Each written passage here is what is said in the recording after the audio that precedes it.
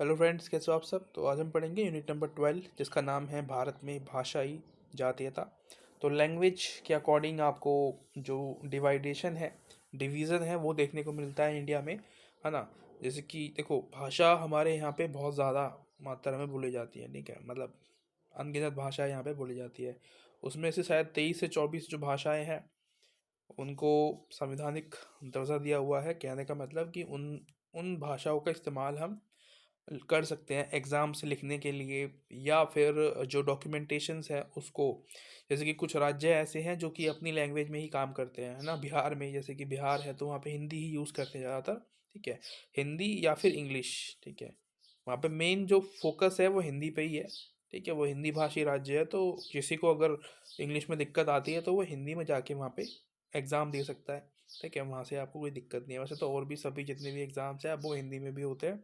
और जो 22 या 24 लैंग्वेजेस हैं, ठीक है, लैंग्वेजेस है, उनके आधार पे भी आपको देखने को मिलते हैं, है ना।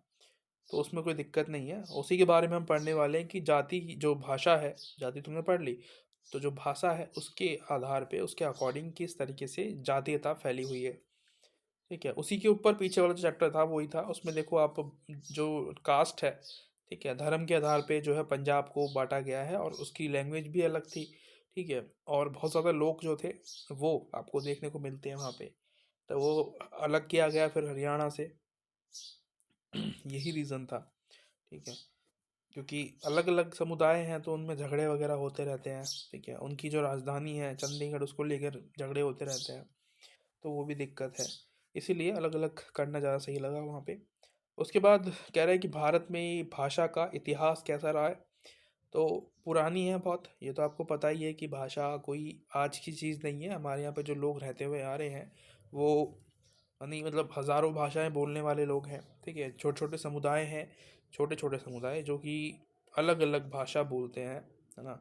वैसे ही यहाँ पे के कह रहा है कि हिंद यूरोपीय भाषाएं बोलने वाले आर्यों का भारत में आगमन 1500 ईसवा पूर्व, ठीक है, ईसा पूर्व पूर्वोत्तर दिशा में हुआ था। और वैदिक काल में भी है। वैदिक काल के आने तक उत्तरी भारत के अधिकांश भागों में संस्कृति बोली जाती थी, ठीक है। संस्कृति जो थी वो बोली जा रही थी वैदिक काल में। ठीक है। और भारत पर मुस्लिम आक्रमण होने से पहले जो थी यहाँ पे संस्कृति ही जो है आम भाषा थी। फिर बाद में उर्दू भी बोलने जाने लगी, ठीक है। तो उर्दू हमारे यहाँ पे पहले नहीं थी, अब बाद में आई, जब अंग्रेजों ने, सॉरी, जो जब मुस्लिम जो आक्रमण किया उन्होंने, ठीक है, जो राजा वगैरह थे। और द्रविड़ भाषा दक्षिण पठार में, पठार से नीचे दक्षिण भारत में बोली जाती थी।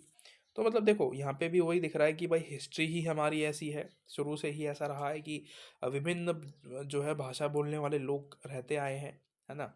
तो क्योंकि जाति अलग है, भाषा अलग है, अलग अलग रहे हैं वो ग्रुप्स में, तो अलग अलग समुदाय हैं।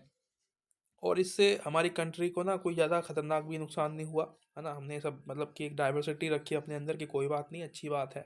डाइवर्सिटी है आप हमारे यहाँ पे, तो हर तरीके की चीज़ें आपको यहीं मिल जाएगी, और जगह देशों में जाने की ज़रूरत है ही नहीं आपको। बाहर से जो फॉरेनर्स आते हैं हमारे यहाँ पे, वो यही देखने के लिए आते हैं कि हम रहते कैसे हैं। इतने सारे धर्म के लोग, जाति के, कास्ट के, भाषा बोलने वाले लोग एक साथ कैसे रह सकते हैं, ठीक है। तो यही देखने आते हैं हमारे यहाँ पे। देखो, जैसे कि यूरोप्स कंट्री है, अमेरिका है, तो वहाँ पे कोई ऐसा नहीं है। वहाँ पे सभी लोग लैंग्वेज एक ही बोलते हैं। इंग्लिश है तो इंग्लिश ही बोल रहे हैं, अमेरिकन इंग्लिश। और जर्मनी है तो वही इंग्लिश बोल रहे हैं जो वहाँ पे बोली जाती है। सभी लोग एक तरह की इंग्लिश ही बोल रहे हैं। तो वहाँ पे दिक्कतें कम होती है, ठीक है। डॉक्यूमेंटेशंस में, एग्जाम्स देने में, बच्चों को, बड़ों को, बूढ़ों को कोई दिक्कत नहीं होती। यहाँ पे दिक्कत है कन्वर्सेशन करने में, क्योंकि हमें क्या है ना, हमें सिर्फ अपनी लैंग्वेज आती है। हमें हिंदी आ जाएगी, अगर मैं हिंदी बोल रहा हूँ अभी, तो मेरे को हिंदी आती है। ये भी हिंदी नहीं है जो मैं बोल रहा हूँ, ये बेसिकली हमारे यहाँ की लोकल लैंग्वेज होती है जो हम बोलते हैं। हिंदी जो मैं बोल रहा हूँ ये नहीं है। तो उसके अलावा मैं इंग्लिश बोल सकता हूँ, या पढ़ सकता हूँ, लिख सकता हूँ, बस। और नहीं आती मेरे को लैंग्वेज अपनी इसके अलावा, ठीक है। तो ये दिक्कत है। हमें अगर डाइवर्सिटी में रहना है तो हमें दूसरों की लैंग्वेज, एटलीस्ट कुछ तो शब्द आने चाहिए ना, कि हेलो बोलना, किसी से हम एड्रेस पूछ सके कहीं पे जाके, ठीक है, किसी को थैंक यू बोल सके, है ना। और वगैरह वगैरह जो भी छोटे मोटे शब्द होते हैं, टूटी फूटी भाषा में बोल पाए। अच्छा लगता है सामने वाले व्यक्ति को। और कोई हमारी लैंग्वेज में हमसे बात करता है तो हमें भी अच्छा लगता है कि चलो यार, इसको हमारी लैंग्वेज आती है, इसका मतलब हमें भी इनकी लैंग्वेज सीखनी चाहिए, कुछ ना कुछ तो हमें आना ही चाहिए। तो ये है, इसमें एक तरीके से भाईचारा बढ़ाने की बात है, ठीक है, ब्रदरहुड बढ़ाना, एकता बढ़ाना, इससे अच्छा होता है। यहाँ ध्यान देने की एक रोचक बात यह है कि अंग्रेजी और जर्मन भाषा में लिखित दस्तावेजों के प्रमाण 5वीं सदी से या मिलते हैं, ठीक है, यानी कि जो 5वीं सदी आपको मिल रही है, तभी से ही आपको 5वीं सदी, ठीक है, तब से आपको इंग्लिश में जो लिखे हुए डॉक्यूमेंटेशन दस्तावेज हैं वो मिलने शुरू हुए हैं। और कह रहा है कि बौद्ध धर्म को सबसे प्राचीन वंदना कार्यपट की रचना, यानी कि 1000 से 1200 ईसा पूर्व की ईसा पूर्व के बीच बंगाली, आसमी, उड़िया भाषा में की गई थी, ठीक है। तो यानी कि जो बौद्ध भाषा है वो भी बहुत पुरानी है, और उनका जो एक अनुवाद आप कह सकते हो बंगाली में, आसम में, उड़िया में देखा गया है, ठीक है, ये भाषा है। तो ये जो है, बौद्ध धर्म तो वैसे ही बहुत पुराना है हमारे यहाँ पे, ठीक है। देखो ये समझो, मतलब यहाँ पे कुछ कुछ लोगों को पता नहीं होता है, 5वीं सदी कह रहा हूँ मैं तो, यानी कि ये अभी का दौर, जो भी पहले गया है। ये जो ईशा पूर्व जहाँ पे लगता है ना, ईशा पूर्व यानी कि ये पहले का समय है, ठीक है। यानी कि अभी आप 2024 में जी रहे हो, ठीक है, 2024 यानी कि जब जीरो टाइम आया था, उससे पहले वाला जो समय था ना, उसमें हम 1000 या फिर 1200 जो है पीछे, इतिहास के पीछे चले जाते हैं, तब आपको ये समय देखने को मिलता है, ठीक है। ये तो आगे का समय है, ये जो प्लस में चल रहा है, ये माइनस में हो चुका है, ठीक है, क्योंकि ये पीछे निकल गया है, तो ये पुरानी चीज़ों को बताने के लिए यूज़ किया जाता है।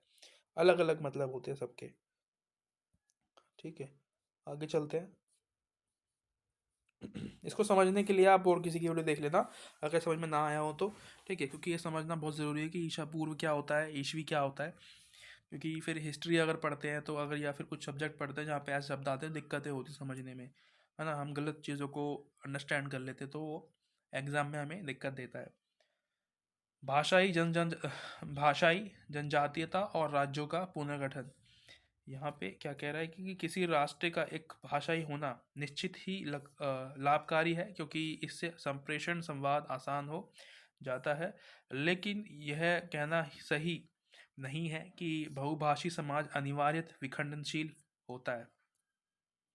यानी कि जैसे इंडिया का एग्जांपल ले लो, कि हमेशा सही नहीं है कि भाई जहाँ पे बहुत ज़्यादा लोग भाषा बोलने वाले हैं, धर्म है, वहाँ पे विखंडन ही होगा, डिवाइडेशन ही होगा, ज़रूरी तो नहीं है ना ऐसा। हाँ, लड़ाई झगड़े सब में होते हैं, सब घर में होते हैं, अगर एक लैंग्वेज ही बोल रहे होंगे हमारे देश में सभी लोग, फिर भी होंगे, ठीक है। देखो फैमिली में भी नहीं होते हैं, फैमिली में हम सब एक जैसे लैंग्वेज बोलते हैं, हमारी जाति हमारा धर्म एक जैसा होता है, लड़ाई तो फिर भी होती है। तो वही सीन है ना। ज़रूरी नहीं है कि भाई अगर डाइवर्सिटी है तो फिर समस्या ज़्यादा होंगी, ऐसा कुछ नहीं है, ये कह रहा है। उसके अलावा कह रहा है कि भाषाई जनजातियाँ और इस सिद्धांत पर राज्यों का पुनर्गठन ऐसे ही विकट समस्या थी। स्वतंत्रता से पहले भारत में राज्य का सीमाएं मनमाने ढंग से तय की गई थी, और पंजाब, बंगाल, सिंध प्रांतों को छोड़कर कोई भी राज्य निर्जातिवर्ण, संस्कृति, भाषा, उनके उपयोग, धर्म, साजिश, जातीयता, किसी अन्य घटक पर आधारित ऐतिहासिक रचना के प्रतिमानों के अनुरूप नहीं था। तो मतलब कह रहा है कि जब ब्रिटिशर्स थे हमारे देश में, तो उस समय जो डिवाइडेशन हुआ, ठीक है, अलग अलग राज्य जो बटे हुए थे, या फिर जब राजा महाराजा थे उस समय जो डिवाइडेशन था, वो था उनकी ताकत के आधार पे, ठीक है। वो अपने हिसाब से डिवाइड कर रहे थे चीज़ों को, और उनका नाम धर रहे थे अपने हिसाब से, अपने नाम पे, अपनी बीवी के नाम पे, अपने बच्चों के नाम पे, ऐसे अपनी माँ के नाम पे, अपने पिता के नाम पे। तो वो अलग चीज़ थी। उस समय ना वो लोग संस्कृति पे, भाषा पे, इन पे विश्वास ही नहीं रखते थे, और इन पे जोर भी नहीं दे रहे थे। उनको बस उनकी ताकत पे जो था, एक गुरूर था कि भाई हमें क्या मतलब, ठीक है, ये तो हमारी प्रजा है, बस हमें तो बस यहाँ पे राज करना है और हमारी चलेगी, ठीक है, जो भी हम कहेंगे वो होना चाहिए, सीधी सी चीज़। ये था उस समय। यहाँ एक रोचक बात यह है कि मद्रास प्रेसिडेंसी जो है, मद्रास जिसको आप कहते हो अभी, ये प्रेसिडेंसी जो है ये अंग्रेज़ों की बनाई हुई प्रेसिडेंसी है। वहाँ पे 60% जो थी आबादी वो गैर तमिल बोलने वाली थी, ठीक है। मद्रास में तमिल लोग बोलते हैं, तो वहाँ पे जो तमिल थे वो कम थे, ठीक है। जो तमिल नहीं बोलते थे वो। इस प्रकार मुंबई प्रेसिडेंसी में रहने वाले 57% लोग मराठी से अलग भाषाएं बोलते थे, ठीक है, मुंबई में। मुंबई देखो, मुंबई प्रेसिडेंसी जो है वो मुंबई दी उसके अंदर, ठीक है। महाराष्ट्र और गुजरात, ये 3 से 4 राज्य यहाँ पे एक साथ थे उस समय। अब जो अलग अलग हो गए हैं, पहले एक साथ थे, जैसे कि बता रहे गुजरात था वहाँ पे, ठीक है। सिंध था, कन्नड़, ये अलग अलग राज्य थे, ठीक है। ये एक ही मिला के मुंबई प्रेसिडेंसी बना दी गई थी। तो वहाँ पे गुजराती भी थे, ठीक है, मराठा बोलने वाले मराठी भी थे, और भी लैंग्वेज बोलने वाले लोग थे, तो कि एक ही मुंबई में उनको हाँ, जो है रख दिया गया था। ध्यान नहीं रखा गया उस समय कि भाई अलग अलग राज्य है। वो भी समझते थे कि यार इतना अगर हम लैंग्वेज के आधार पे अगर हम बनाना शुरू कर देंगे तो बहुत दिक्कत हो जाएगी, ठीक है। फिर उन पे काम करना, वर्क करना, कंट्रोल करना, ठीक है, मुश्किल हो जाएगा। ऐसा होता है, ठीक है। बंगाल प्रेसिडेंसी में ये लोग जितने भी है, इकाई दहाई सैकड़ा हज़ार 10,000 लाख 10 लाख करोड़, यानी कि ये लगभग 7 करोड़ का बता रहा है। 7 करोड़ लोग रहते थे, जिनमें से आज के बिहार और उड़ीसा राज्य में राज्य भी शामिल था, और जिनकी सीमा पश्चिमोत्तर में सतलज नदी तक फैली थी। तो ये है। ठीक है। आप जो है एक आइडिया लेते हुए चलते रहिए, इतना गौर नहीं करना है हमें बहुत ज़्यादा, ठीक है। समझते हुए चलना है कि अच्छा ऐसे ऐसे हुआ था, इतनी इतनी आबादी जो है उस समय रहती थी वहाँ पे, बस। और जो राज्य बनाए गए थे वो भी ऐसे नहीं था कि भाई किसी की भाषा के आधार पे बनाए जा रहे हैं, या जो बोली बोली जाने वाली है उसके आधार पे बन रहे हैं, जाति के आधार पे बन रहे हैं, नहीं। अपनी सहूलियत के हिसाब से जो गवर्नमेंट थी उस समय की, राजा थे, वो बनाया करते थे, ठीक है, अपने हिसाब से। भाषाई जातीयता और राज्य, ब्रिटिश जो शासक ने राज्य के राजनीतिक संगठन में भाषाई जातीयता को कभी नहीं माना, ठीक है।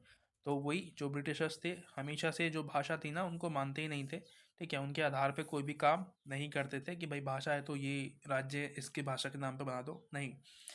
दरअसल अंग्रेजों के आने से पहले और भारत में उनकी शासन स्थापित हो जाने से भी देश के अधिकतर राज्य अमूमन ऐतिहासिक घटनाएं मात्र थे। बहरहाल जाने, देखो यहाँ पे ये जो मतलब है ना ऐतिहासिक घटना मात्र, यानी कि जो भी आप राज्य देखते हो, ठीक है, जो प्रांत देखते हो आज़ादी से पहले या फिर अंग्रेजों के आने से पहले, जो महाराजा थे हमारे यहाँ पे, जैसे कि हैदराबाद था, ठीक है।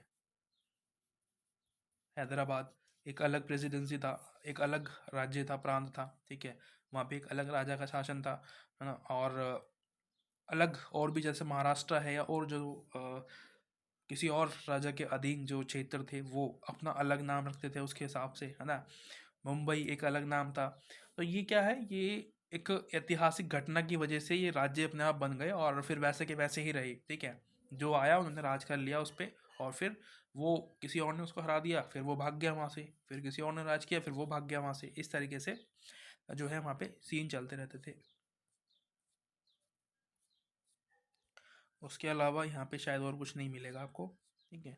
मेन काम था क्रक्स समझना कि चैप्टर में था क्या, ठीक है, क्योंकि हर एक चैप्टर भी लीव नहीं कर सकते हम। आपको लगेगा कि यार कुछ पढ़ा ही नहीं रहे, ठीक है। उसके अलावा भाषा के मुद्दे पर भारत सरकार की नीति क्या है, ये इंपॉर्टेंट है थोड़ा सा। तो ये आप एग्ज़ाम में जो है एक फैक्ट के रूप में, ठीक है, फैक्ट जब ये सवाल बन जाए तो आप ये यूज़ कर लेना, आपके नंबर अच्छे मिल सकते हैं आपको, ठीक है।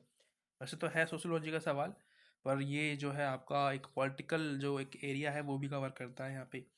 प्रत्येक राज्य अपनी कामकाज अपनी पसंदीदा भाषा या इंग्लिश पे कर सकते हैं, ठीक है। यानी कि जो भी इनकी उनकी जो बोलने वाली जाने वाली जो लैंग्वेज है ना, उनको यूज़ कर सकते हैं। जैसे कि हिंदी है तो हिंदी में काम कर सकते हैं कहीं कहीं, जहाँ पे ज़्यादा लोग हिंदी बोलते हैं, ठीक है। देखो ये लैंग्वेज जो सेट करने का जो तरीका होता है वो यही होता है कि ज़्यादा लोग जहाँ पे जो लैंग्वेज यूज़ करते हैं उसी लैंग्वेज को वहाँ पे बोला जाना चाहिए, ठीक है। कन्नड़ जैसे भाषा है, ठीक है। और राज्यों में अलग अलग, महाराष्ट्र में मराठी भाषा है, तो वहाँ पे अलग अलग लैंग्वेज का अलग अलग तरीके से जो है अलग अलग राज्यों में यूज़ कर सकते हैं। या फिर उनके अगर वो लैंग्वेज किसी किसी को नहीं आती तो वो इंग्लिश में बात कर सकता है, कोई दिक्कत नहीं है ना। तो ये है इंग्लिश में, मतलब कि हमारे इंडिया में लैंग्वेज का फंडा। उसके अलावा अंतर्राज्य संवाद अंग्रेजी में हो या उनके साथ प्रमाणित अनुवाद उपलब्ध कराया जाए। जो भी संवाद हो रहा है वो इंग्लिश में होना चाहिए, ठीक है। और जो दस्तावेज वगैरह होते हैं, ठीक है, सबूत एविडेंस, वो देने की बात की कर रहा है कि वो देनी चाहिए। और गैर हिंदी राज्य सरकार से अंग्रेजी में पत्र व्यवहार कर सकती है, ठीक है। यानी कि जो हिंदी नहीं बोलती है तो वो इंग्लिश में जो सेंट्रल गवर्नमेंट होती है उससे बात कर सकती है। और केंद्रीय सेवाओं के लिए भर्ती परीक्षा हालांकि अंग्रेजी में होती हो, और लेकिन जो 1960 के बाद जो है अपनी जो मातृभाषा है जो आप बोलते हो बेसिकली उस राज्य में जो ज़्यादा बोलने वाली जाने जो लैंग्वेज होती है वो हम यूज़ कर सकते हैं, बोली जाने वाली लैंग्वेज यूज़ कर सकते हैं। ठीक है। पेपर भी आप देखते हो एग्ज़ाम में आते हैं अब अलग अलग लैंग्वेज के, आपको वो चॉइस मिलती है कि आप कोई भी लैंग्वेज में लिख सकते हो, पर आपको पहले भरना होता है आप कौन सी लैंग्वेज यूज़ करोगे। ठीक है। और देखते हैं यहाँ पे और क्या है। एक टॉपिक और होगा शायद, हाँ, भारत में दूसरी अन्य भाषाई जातीयता आंदोलन। तो ये देखो, कह रहा है कि जैसे कि असमी है तो यहाँ पे असम में असमी बोलते हैं, उड़िया है उड़ीसा में उड़िया बोलते हैं, आंध्र भाषा है आंध्र प्रदेश में, पंजाब में पंजाबी बोलते हैं, गुजरात में गुजराती बोलते हैं, मराठा में महाराष्ट्र में मराठी, बंगाल में बंगाली। ठीक है।